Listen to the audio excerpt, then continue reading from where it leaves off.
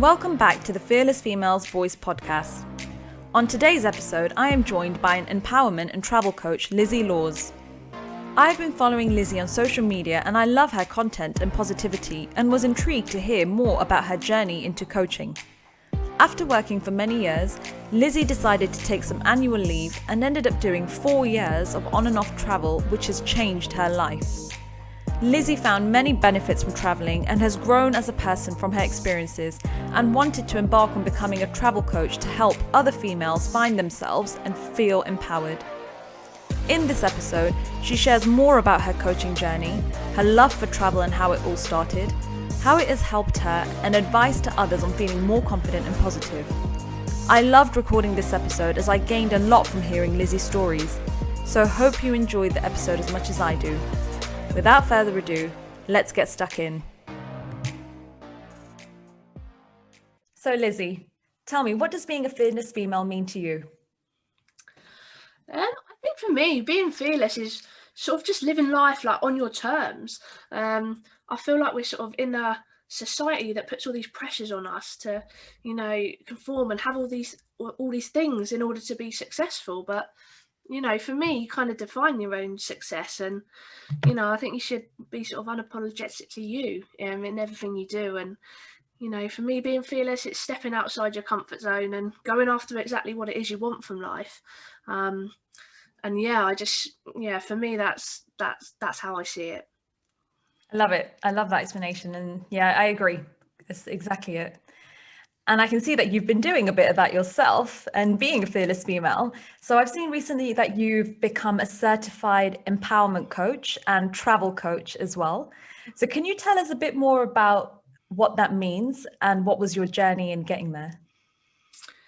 Yeah, so I'd never really been involved in the coaching world or didn't really know much about it. And sort of during lockdown, I kind of stumbled across it, I guess, at a time when I probably needed it the most. And everything sort of happens for a reason, I think. So, I became part of an online community and it's called like a coaching accreditation, which is like a 3-month long program. Like really intensive with like workshops where you learn loads of different sort of like techniques and frameworks around sort of general life coaching, which is amazing. And at the end of it, you come out and you're an internationally accredited coach. But for me, I've got a massive passion for travel. And I also found another company who did like a travel coach certification. So I did that as well. And I've sort of brought the two together. I'm now a travel empowerment coach. I love that. What is a travel coach? Or are they combined, or is it more kind of independent coaching? So I think a lot of people would hear that and they'd like associate it with like a travel agent, for example, but it's very much not that. A travel coach is really about getting someone to go on that journey themselves. You go to a travel agent and you say, I want to do this, this, and this. I want to go on these dates, and they book it for you. Whereas part of being sort of a travel coach is encouraging the individual to go on that journey themselves and figure out, what it is they want from travel, what they want to get out of it. And then they go on that journey of, making, them bookings and booking that planned trip, like dream trip, whatever that looks like. Doesn't have to necessarily even be like going backpacking solo. Travel can be anything. Yeah. It can be anything you want it to be. It could be taking a trip to another city, in your country, or going camping for the weekend. It's exactly what you want it to be. And it's very much just about empowering that individual to figure that out and go on that journey themselves. I love it. What sparked your interest in travel? I think like sort of growing up, I always went on like just family holidays and sort of camping and stuff. And I was never really surrounded by family members who had travelled before. And I was in a job, I worked as a prison officer. And I found myself like 6.5 years into this career. And I was sort of like looking around at my colleagues thinking, I don't want to be here in 20 years doing exactly the same thing. Like there has to be more, to life out there. And so for some reason, I just took a career break. I was like, I'm just going to go and travel. and that's really where it started. So yeah, I took a career break, booked a one-way ticket to New Zealand, and then my whole world changed and my whole outlook on life. So that's really how it started, where I was really just stuck, completely stuck, like in my comfort zone. I could have easily just carried on, but I just wanted something. There was more. I had to find it, and I found it through travel. Love it. You decided to be fearless. That was your definition, right? Coming out of your comfort zone. Yeah, for sure. And it could have gone one way or the other, but I absolutely loved it. Within sort of a week of taking that flight, like I had a completely different outlook on what I sort of wanted from life. So Amazing. How do you think that developed through your travels? How was it that you gained that different outlook of life? I think when I first started, it was don't get me wrong, it was the scariest thing I've ever done. Like, to walk away from everything that I knew. Like, my friends were like, "Wow, that sounds amazing! Like, I wish I had the guts to do it." And family members weren't really sure why I was doing it. You've got a good job, like you've got a roof over your head. Why would you want to? But so I kind of went from there to just having this complete and utter freedom. I literally had a backpack, and the world was my oyster, and it was amazing. So I was very structured when I was at home, and travel sort of, made me, I don't know how you'd explain it really, but just sort of take each day as it comes and be ready for the element of surprise. And I just became a lot more relaxed and more confident. You just meet people from all these different walks of life and with so many stories, and it really put life into perspective.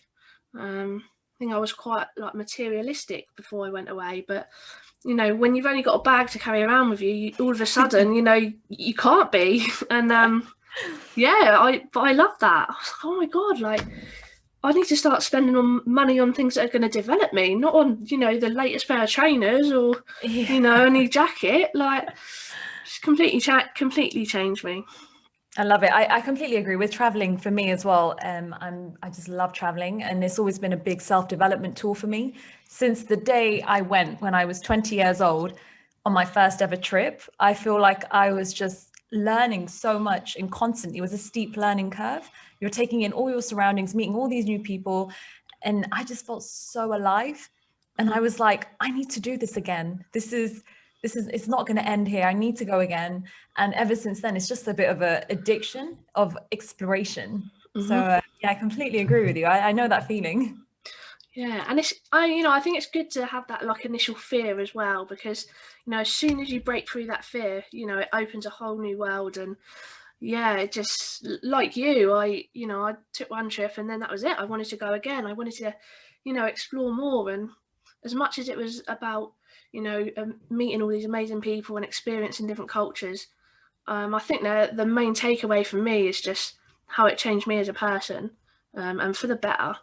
You've got me sort of in a place now. I'm just ready to take on anything life throws at me, because I'm like, wow, if I could did all that on my own, like, bring it on, let's go.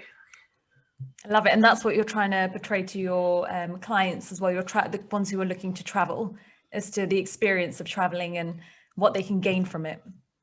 Yeah, exactly. Just like the transformation. And it's nice to see other people. Like, I look at other friends who have traveled, and I look where they were before and where they are now, and I think, wow, like, people will go after travel into different sort of areas of life. Some will come home and settle down, and that's absolutely okay, because they're obviously ready for that. And some people like myself, I'm like, right, I just want more adventures. Like, what's going to happen next? What's next on my list? And yeah, travel gives you that sort of just something to look forward to, and yeah, just that feeling inside that I don't think is comparable to much else. Yeah, I know. And we were just saying at the start, it's a shame about the whole pandemic and not being able to travel. So I've had plans for traveling. Last year we had all these trips booked and planned, and same for this year. I was like, oh, we'll do this, we'll do that, we'll go here. But it's a bit on pause at the moment, but that's fine. There's still elements of actually planning and seeing where you want to go. It's just a little bit of a setback, but not to worry, it will happen. So yeah. Absolutely. And I'm a great believer in sort of everything happens for a reason. like you had numerous trips planned, and at the time when they get cancelled and you get that email, you're allowed to be mad, you're not allowed to be frustrated, but travel is going to open up again, and it doesn't stop you, for now, even just getting out. We're allowed to sort of go out and walk and just see the world. And like you say, now is a great time to start planning and get people excited for travel again. I think there'll be naturally sort of that bit of apprehension, like what's it going to look like, how is it going to be different with restrictions, vaccinations, etc. But that information will be available, and it's just about figuring out what it is you want and the experience you want, and start planning it. So when travel opens up, bang, you're ready to go. Agree. I've got quite a few itineraries on my Excel document right now, and just got loads of plans of where I want to go, how long for, what I want to see. But in the meantime, exactly like you were saying, like going for walks around the local area, and even when things were open last year, going to little UK breaks, which were great. And I've also been watching some documentaries. I'm missing it that much. I'm like, right, let me just watch a David Attenborough documentary or another documentary about animals or South America, the Amazon jungle, whatever it is, just to get a feel for it. That's it. I remember earlier last year, I stumbled across a program called Race Across the World. I don't know if you've heard of it. No. Fantastic. So it's basically where like couples that they might be in relationships, family members, friends, they basically all turn up in one place, and they get given an envelope and a certain amount of money, and they have to reach different destinations all over the world, and it's a race to get to the end point. And that really, when I was watching that last year, I thought, yeah, I'm excited to go again now. Like, I definitely recommend it. I think you can catch it on iPlayer. I'll have to check that one out. Yeah, it's really good. There's 2 series. I'd actually like to participate in that as well. I know, right? Definitely. So where's some of the best places that you visited? I was really fortunate in the place I went. I made sure I went to sort of a variety of places, but I'd probably say New Zealand was my favourite. It was like the first place I went, and I didn't really have any expectations. I just had a working holiday visa, and it just blew me away. It was absolutely stunning, absolutely gorgeous. I worked out there for a little while. I worked on a llama trekking farm. I thought I'd be very cultural and try and live like a Kiwi as best I could. And like it was just cool. I met some amazing people. They're beautiful people out there, really, really like welcoming and kind-hearted. And so I'd say that was up there. I did some like work abroad programs, so Camp America, and I had 3 amazing summers. You went by yourself as well? Is this all solo? So the majority of it, some bits I had like friends who might come for a couple of weeks and go back home, go back to their jobs and stuff. But the majority I did. But I mean, with all these different programs that you can do, like you meet people straight away, and even solo travel, you book into a hostel, and there's people there. You're surrounded by like-minded people, and I think that's one of the fears for a lot of people that hold them back from going like solo traveling. It's that fear of not having someone with you. But actually, I found that was one of the most like empowering things, because I didn't have to answer to anyone. Like if I didn't want to do something, I didn't. And if I wanted to go on a certain trip, I just did it. I didn't have to ask someone for permission. It's and that's one of the most empowering things I found. About going alone. It really get comfortable in your own company. I think once you can do that, that helps you in every aspect of life. I agree, and that's the whole part of self-development for me as well, being comfortable in your own skin. So when you are done with traveling, so I don't know how long your trip was. Mine were kind of fairly short, and when I'd come back, it was just nice being comfortable in my own skin and being able to kind of, I guess, handle things a bit better on my own and be a bit more independent and self-confident. So it really helped. So I agree, it's good. Yeah, I mean, you kind of add all these different tools to your tool belt, as it were. And I think now I feel like I'm at a stage in life where whatever's thrown at me, I'm like, right, I'll have a tool there to deal with that. Like because travel, you don't know what's going to happen.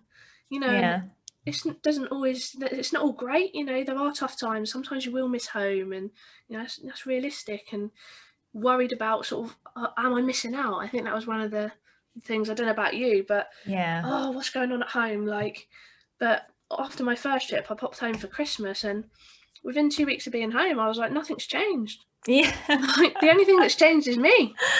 Yeah. So, you definitely don't miss out. So when did that all stop? Like, I assume that you're back home now, and with everything that's been happening over the last year, and you're back settled into work? Yeah, so I went in 2015, and I kind of went in different spurts. I went, and I think it was like for 7 months, came home for a couple of weeks, went again. And it was just short of 4 years altogether that I was sort of Wow. coming and going and doing different things, which, Oh, yeah, I'm is jealous. amazing.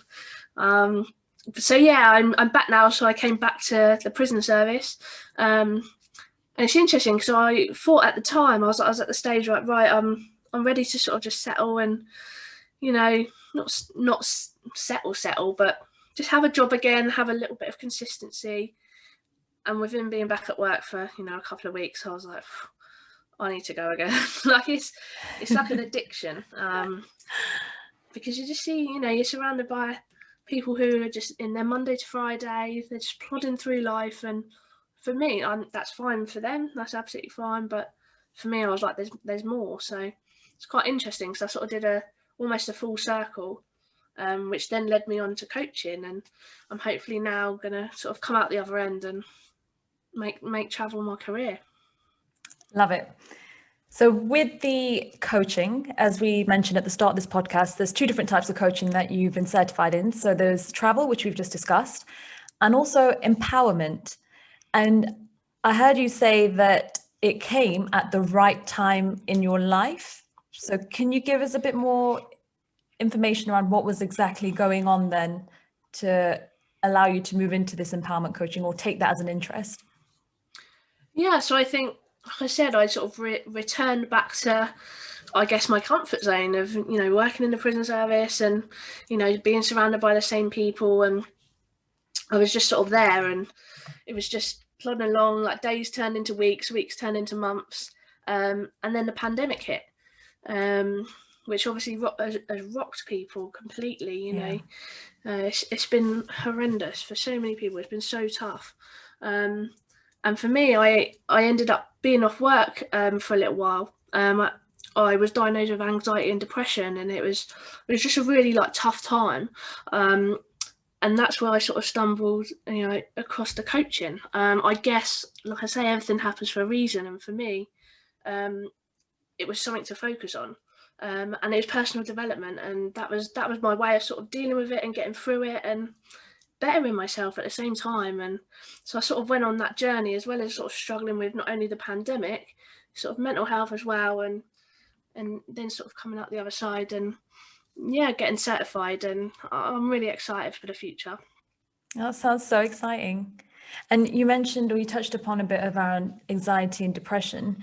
Is that through kind of coming back and coming into a situation with COVID, with the pandemic, which obviously prevented you from then going and following your passion and traveling and seeing the world? Is it just tough times? Yeah, I think just tough times in general. I was having a tough time with some sort of issues in the workplace, and it was probably a bit of everything if you put it all together. And when I take a step back now, I think there was a lot going on then, but actually you took that adversity and you pivoted and you turned it into something good. And I think there's always a way to do that somehow.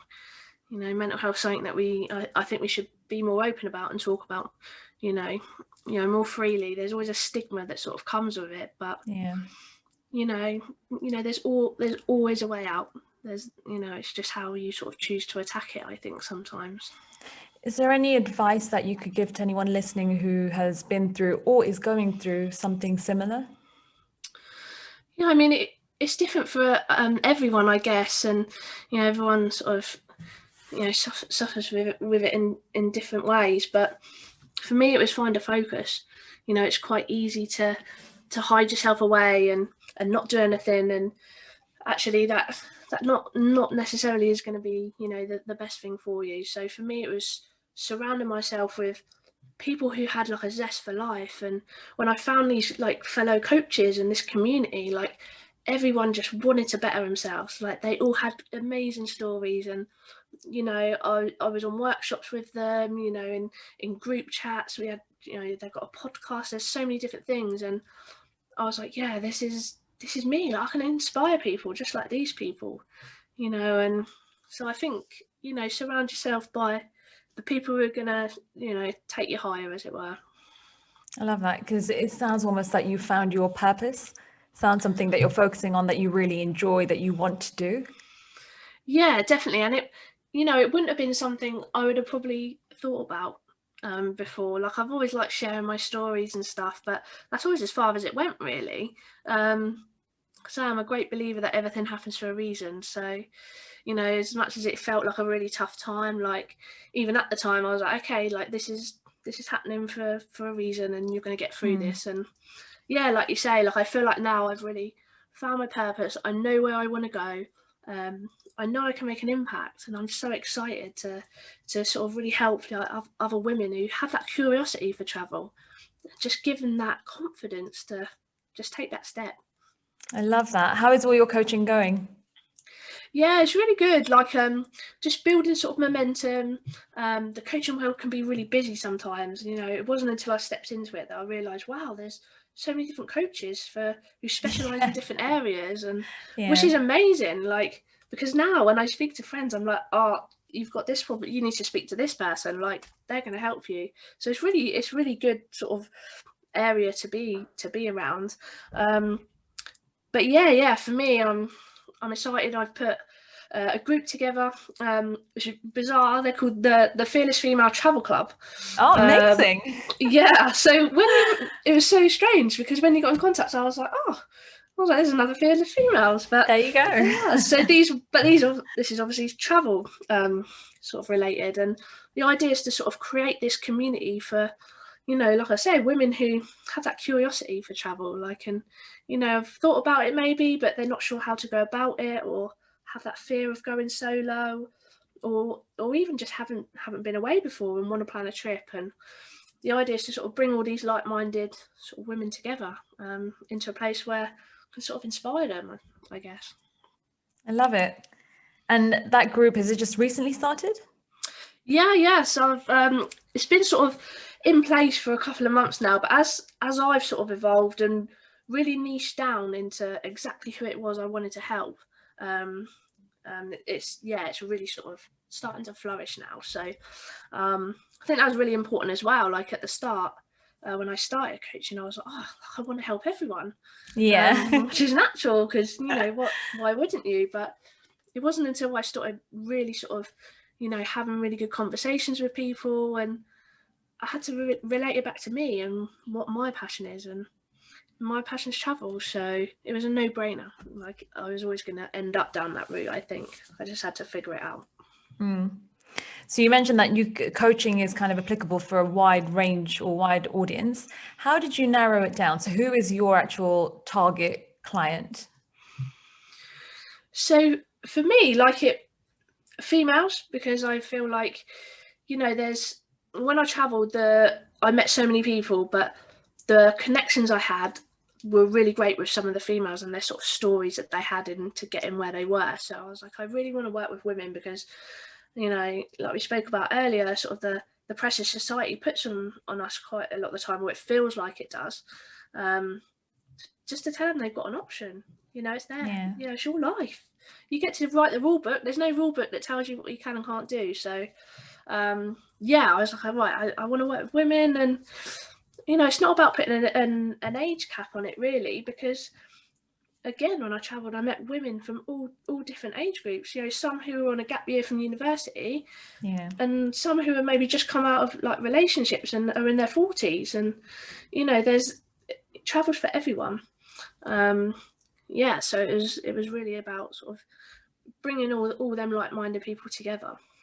I like that. It's the same thing that I wanted to try and get out of this Fearless Females as well. So it is purely just for females, and it's for every different kind of female. Doesn't matter what age, what you've been through. Everyone's got a story to tell, and everyone's been through many things that could then help others. So it's almost bringing together those like-minded people. Like some women say to me, "Oh, well, we haven't really done much, or we haven't got a career, or we're only doing this. And I'm thinking, hang on a minute, that's plenty enough. You've been through so much, and this is your story. Like, many people will gain benefits from listening to that and feel inspired from that. So yeah, I like that. This is a kind of target audience for me as well.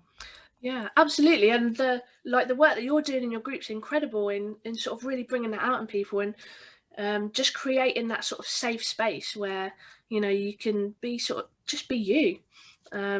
You know, and it doesn't, like I say, it doesn't matter what age you are or what your life experience. Every single one of us has something to give, and everyone can teach everyone. You know, and I think that's the sort of beauty of the online space as well, because you're bringing people together who you would not necessarily ever meet in person, and that's amazing. Yeah, I agree. So what I've seen from your social media and even from here is you're really energetic, you're really positive, and I love that. I get such a good vibe off that. And I wanted to ask you, how do you maintain your positivity? Because I do feel like your posts are so encouraging. When I read it, I'm just like, oh, this is great. I want to do this. And I feel really hyped up when I read it. So yeah, thank you for that. And how do you maintain that? I think for me, it's because, you know, all my sort of content is around stuff that really like resonates with me and what really like sets my soul on fire. So, you know, that's what I'm passionate about, and it's easy to talk about what you're passionate about. Yeah. You know, it's completely different. You wouldn't see me posting about, you know, how great my day at work was, but you ask me, you know, about travel, or, you know, about how changing your mindset can open up so many avenues. And I think, you know, that's where my positivity comes from, because I resonate with it. And I think it's quite a good message, really, because I think we spend a lot of our time and our lives like focusing. It's easy to focus on the negatives, you know, and we're allowed to be, you know, we're allowed to be bummed out sometimes and frustrated, especially with the sort of year that we've had. But I really find like it doesn't serve you, you know, because it's not going to take you anywhere, is it? It's just going to sort of drag you down. And so I always try in every situation just to try and find a positive. And, you know, like I said, I believe everything happens for a reason. So if something's happening that doesn't feel great, I think, okay, well, there's a reason for this, and something good can come of it. And also just surrounding myself with like-minded people, you know, getting on podcasts like this, like it's brilliant. Like we get to share, you know, share our experiences, and really hopefully, you know, inspire other people. And I think that's something I've changed a lot in my social media as well. Like over the last year, probably, I've really brought in people that I'm excited to talk to, you know, can bounce ideas off. And, you know, it's quite easy otherwise you become like a Facebook scroller otherwise, and, you know, you're just taking in a lot of negativity. It's like a breeding ground sometimes. So I think almost declutter is probably the word I'd use. Is I decluttered, you know, got rid of people that but took them away, got them out of my eyesight, because You remove them. I removed them. Yeah. That's okay. Yeah, but, you know, because you have to look after yourself and, you know, your health as well, you know. Yeah, I love the positivity, and it kind of reminds me a bit of what you were just saying. Have you read The Monk Who Sold His Ferrari? No, I haven't. It's a really good book, and in there it does talk around when you think of negative thoughts, just be wary of it and replace that with positive thoughts, and it will really uplift your mood and help you. So it's all about kind of, it's quite a spiritual book, talks all about self-development, growing, and gives tips and advice on how to do it. So it's quite cool. Like you just mentioned the positivity piece, like when we are being surrounded by a lot of negative emotions or negative content on social media that we're scrolling through, it's just to kind of keep in mind that there is a positive, and just to kind of flip it and think of then positive thoughts, which will then uplift your mind. So I've been trying to adopt that mentality. If there's anything negative, it's almost like, okay, let's push it out and let's get in the positive. I love that. Yeah. And it must feel so much better, you know, taking that approach. Yeah, absolutely. And also about taking action as well. So if there's something that, you know, you mentioned there, that if you're not happy with something, then that's not good for you. That's not good for your mental health. That's not, you know, it's not right. So do something about it. If something's not making you happy, then remove it. Yeah. Get rid of it. Try something different. Absolutely, and action's like the key word there, because it's so easy to have all these thoughts. Oh, like I wish I could do that, or I wish I could get rid. Well, take that action, and as much as it's scary, it's a case of just pushing through that fear, And once you take that action, no matter what the outcome is, you can always find something positive from it, And Yeah, from that positivity, it then becomes like a circle because you sort of get this belief that, oh wow, I actually did that, and then you take more action, and then you think, oh, I've got more potential, I can try this now, and it exactly. just it's a circle, and action's key. Yeah, it helps build your confidence as well. Because I've been doing a lot of journaling, and since I started Fearless Females as well, I started a health and fitness program on the side, and it's really helped me introspect and understand myself and know what I want from my life. And I'm still figuring things out, but it's been such a helpful kind of stage for me to really introspect, but as well as take action. So I know it's not just a case of, okay, let's write a few things down, or let's think of these thoughts. Actually, this is what I don't like, so let's make change. And it's scary, but every time I'm like, right, I can do it. And I've been really grateful that I've got such a good support network around me. But yeah, I completely agree with that. Absolutely. And like you say, knowing what it is you do and don't want from life, that's such an important, like tool to develop, and that will change. What I want now, that might change in 5 years time, and that's okay as well. But as long as sort of right now where you are, you're living by your truth, as it were, and this is what I want, then you're on the right track. Yeah, it takes time to figure out though, right? There's many Hmm. people who are doing things that may not excite them, may not be on their path, they may not enjoy it, and yet they're continuing on with it. Obviously, there's reasons for everything. However, at the same time, it's kind of outweighing, well, okay, well, if I do stop this, or if I try something different, what does that mean? And then actioning it. Because even if there's an end goal, even it might there's always a positive out of it, and that positive might just be that you're happier Hmm. from not doing that thing that you don't like. Exactly, and when we talk about like comfort zone, I think that's a lot of people stay in it because it's what they know, it's what they're used to, and but the thing is with that, like you're never pushing yourself, and you're almost closing off the opportunities that are out there for you, Yeah. and that's like I say, How scary is that, going out of your comfort zone? Let's say someone came up to you and said, I want to go traveling, but I'm working 9 to 5, and that is completely out their comfort zone to just stop and go traveling for a year, just like you did, as you've gone out your comfort zone. And it's almost like, how do you even, I wouldn't even know where to begin to tell that person that this is right for you, or, so it's just such a scary concept. hmm I mean, for me, the thought that person's already having that thought that they want to do it, there's a spark there, and there's something that you can work with.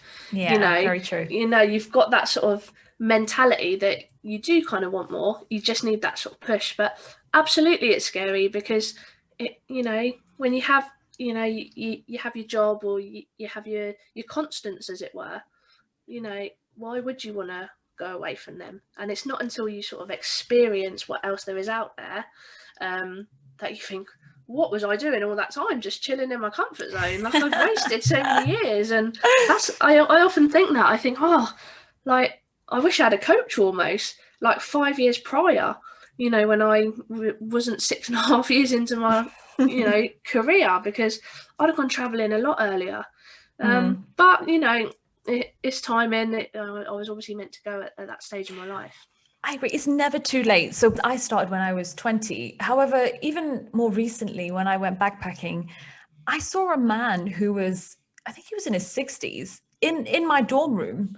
So it was almost like, yeah, I was in a mixed dorm. There were 6 of us. I remember he walked in and I was like, who is this guy? He was just backpacking by himself, and all the youngsters loved him. I think he had a couple of kids. He was showing everyone, like he was almost the center of attention. Everyone's like, oh my God, look at him. And he almost became like the leader of the hostel. Like he was quite a cool guy as well, had so many stories. I think he was going through a divorce, and he just up and left everything. He had a job, a wife, and he had a bit of a down in his life. So he decided, right, let me just travel. And there he was. So there is a right time. You go when you are ready to go. It doesn't matter what age you are. Yeah, absolutely. And how inspiring, is that? it's never too late. I think that's something I always say to people as well, especially women, because they feel like, they're on sometimes like a biological time clock as well, when they want to start families and stuff. And I do understand that, but at the same time, like it's never too late, because travel will always be there. And like I say, when you're ready, you'll go. Yeah, and I've also found that what I really, really liked is, people think also, I need to get this done, as you just said, before kids, let's say, or before, I don't know, marriage, or before going into a high demanding role in your career. When I've been traveling, I've seen families. I've seen a couple with probably a 1-year-old, and they were climbing a mountain quicker than I was with the baby strapped to their front. And I was like, oh, okay, so there is potential. And then I've been to a remote village in Vietnam, and I was just going along in a bus. It took forever to get there, probably 4 hours, a boat, 3 different buses. And there was a family that came with me. So it was a mum and a dad. They were French, and they had a baby and a 3-year-old. And the 3-year-old, as soon as we got to this village, there was no electricity, in the middle of nowhere. It was raining, and the little kid, the 3-year-old, was just splashing around with the local Vietnamese kids. He was like getting muddy in the river whilst the parents were just talking to the local families. And it just made me think that there is no right time, or that, any time is fine. It's not just the case of going when you're young, or, oh, I'm 30 now, so I can't go, or, oh, I've got kids now, so I can't go, or whatever the case is. No, you can go. Yeah. And that also just starts with your mindset, really, and sort of your outlook on things. And similarly to that, when I was traveling, I met a couple who, they had a mortgage, they'd been together for years, they were married, and one day they just both quit their jobs, sold their house, and just went traveling. And I was like, well, how long are you doing this for? They were like, don't know, we'll just see how it goes. And similarly to that family, like, travel's for everyone. And what amazing experiences for them kids, who went backpacking with their parents. Like, that's amazing. Yeah, they had little things. Like, they had hardly anything. I think the dad was carrying one large backpack, and so was the mum. And then the kid had a little cute backpack, and it was just it was really cute. Awesome. And how amazing is Vietnam, by the way? Oh, I've been there twice now. I love it. Beautiful. I really would happily go again. Yeah, definitely. I loved Hoi An. Favorite. Such a romantic city. It's so nice. Oh, amazing. It really surprised me. I didn't really have many expectations going in, and it just blew me away. I was like, wow. It's really beautiful, isn't it? Yeah, it's lovely. So what are your plans for 2021? Do you have any goals, resolutions, or highlights that you're looking forward to? So personally, my plan is to move abroad. I'm really hopeful that myself and my partner can get visas, providing sort of the borders open, and fingers crossed move to Canada for a couple of years. So that's the sort of plan. Obviously, some things are sort of out of our control, but we'll do everything possible to obviously make that happen. So yeah, that would be my sort of personal goal. But for the business, it's just really to really hope it takes off. I'm going to have like a signature program coming soon, where women can work with me sort of one-on-one, and just really want to just inspire people and get them ready for when travel does open up again, that they feel prepared and confident and ready to like step into the new them. Yeah, it's good to start working on that now, isn't it, as someone looking to go traveling, because it does take some time to really get into it and understand and get over that fear as well. So yeah, timing's good. Yeah, absolutely. I'm really hopeful. I think, travel should hopefully open up again. I'd like to say sort of April, May, but I think maybe we're looking at the second half of the year. But yeah, it's a great time to just get excited about it again. And yes, exciting times ahead. And just a quick one on Canada. Why Canada? So I worked out there as like an outdoor educator at a camp in Ontario a few years ago, and I was so fortunate because I got there just at the end of summer, and I got to see all the 3 seasons out there, and it was just beautiful. It was amazing. Like, the fall was stunning, and then when winter came, all of a sudden it was like a winter wonderland, and I just thought, it was just amazing. It was a really, really welcoming country.